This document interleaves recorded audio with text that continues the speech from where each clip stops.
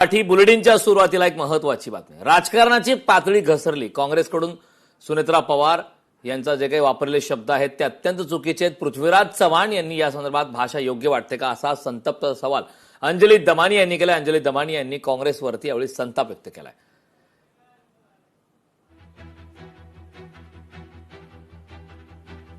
तर काही भाषा एका पक्षालाही भाषा शोभते का? सुनेत्रा पवारांसाठी वापरलेले हे शब्द अत्यंत चुकीचे आहेत. पृथ्वीराज चव्हाणांना ही भाषा योग्य वाटते का असा थेट सवाल अंजली दमानी यांनी काँग्रेसवरती संताप व्यक्त करत केलाय. काँग्रेसच्या ट्विटर हँडलवरून सुनेत्रा पवार यांच्यावरती टीका करण्यात आली होती आणि त्यानंतर आता हे प्रत्युत्तर देण्यात आलं. हा सवाल आता उपस्थित करण्यात आलाय. सामाजिक कार्यकर्त्या अंजली दमानी यांनी या संदर्भात प्रतिक्रिया दिली आहे.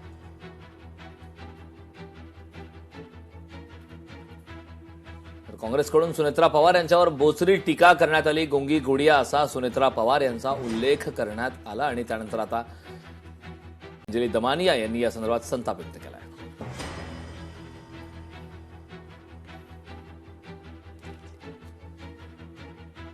काही भाषा एका पक्षाला ही भाषा शोभते का? सुनेत्रा पवारांसाठी वापरलेले हे शब्द अत्यंत चुकीचे आहेत.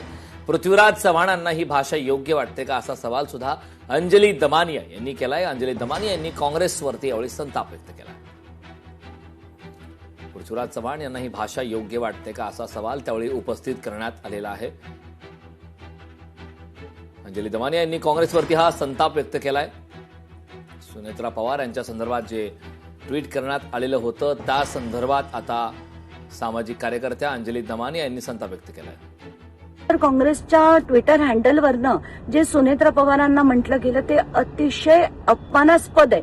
कोणालाही गुंगी गुडिया म्हणणं, एक ज्या उपमुख्यमंत्री आहेत महाराष्ट्राच्या आणि एक स्त्री असताना त्यांना अशी भाषा वापरणं हे मला मान्य नाही. मी त्यांच्या पक्षाविरुद्ध टोकाचं लढले, पण एक टीका करताना सुद्धा एक मर्यादा लागते.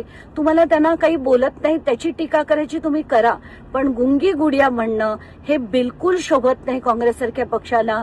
म्हणून मी आत्ताच काही वेळापूर्वी पृथ्वीराज चव्हाणांशी बोलले. त्यांनाही सांगितलं, त्यांना तर धक्काच बसला ऐकून.